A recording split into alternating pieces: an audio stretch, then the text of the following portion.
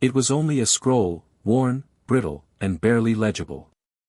But in its ink, there lived a truth so powerful, it could have changed the course of empires, saved millions, rewritten everything we know about justice, freedom, and power. But instead, it was burned. And with it, a piece of our future turned to ash.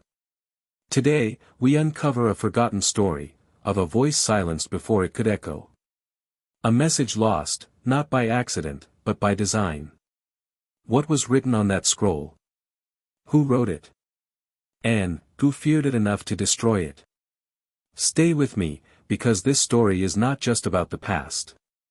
It's about what we almost became. The Hidden Chamber. In 1871, deep beneath the sands of modern-day Mesopotamia, British archaeologist Edward Holcomb stumbled upon a sealed chamber no one had touched in 2,000 years. Among the treasures, broken pottery, faded murals, and golden relics, lay a scroll, wrapped in oilskin and hidden inside a copper box.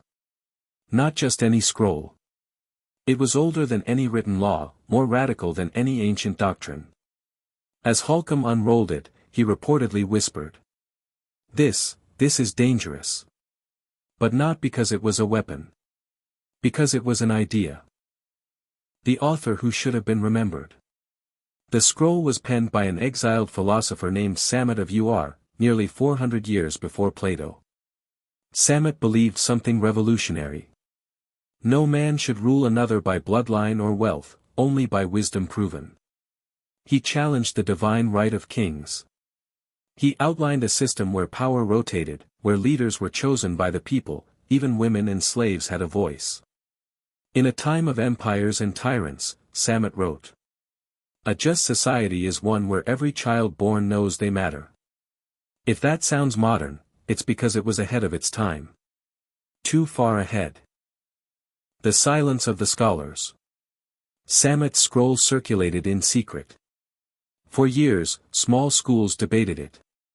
Reformers clung to its ideas.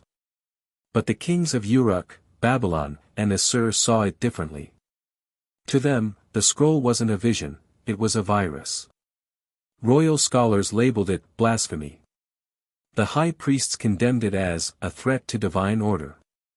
One scholar, before disappearing, wrote, If this idea spreads, thrones will fall like sandcastles to the tide. They weren't wrong. Smuggled through time. A group of rebels smuggled the scroll across borders.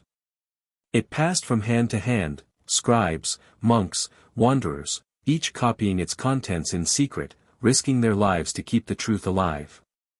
In Alexandria, a young woman named Talia hid it under floorboards. In Constantinople, a monk sewed a copy into his robes. Whispers of Samet's vision kept rising, like sparks refusing to die. One version made it to Moorish Spain. Another into the hands of a curious Italian thinker. You know him, Leonardo da Vinci. He once scribbled in his notebook.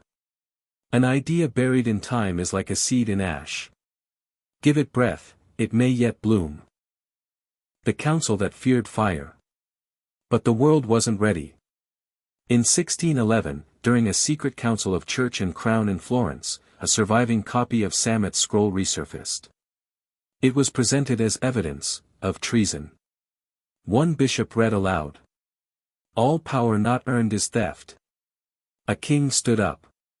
He said simply, Burn it. And burn the name of the man who wrote it. They didn't just destroy the scroll. They hunted every reference to Samet. Every whisper. Every footnote. And it almost worked. But in 2003, fragments of Samet's scroll were rediscovered in an Istanbul archive mislabeled as poetry, miscellaneous. A Turkish linguist, Dr. Elif Dara, noticed something strange. It wasn't poetry.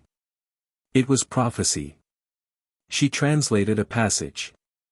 The future belongs not to kings nor gods, but to those who ask, why not better? Her paper was rejected. Then her university lost funding. But she didn't stop. Elif scanned the scroll and uploaded it anonymously. It went viral. The world that could have been.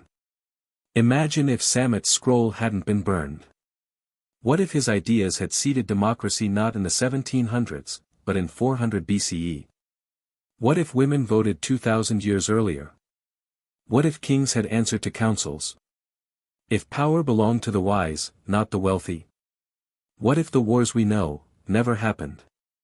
That's the weight of a single scroll. That's the gravity of what we lost. One last line survived the flames. Barely legible. But unforgettable. Though I may be burned, I cannot be buried. I am the breath between silence and change. That's what Samet wrote. And maybe, that's what we're meant to remember. Even when truth is silenced, it finds a way back. Today, historians believe there may still be one untouched copy. Locked in a vault beneath an old Armenian monastery, sealed since the 1500s. No one has opened it.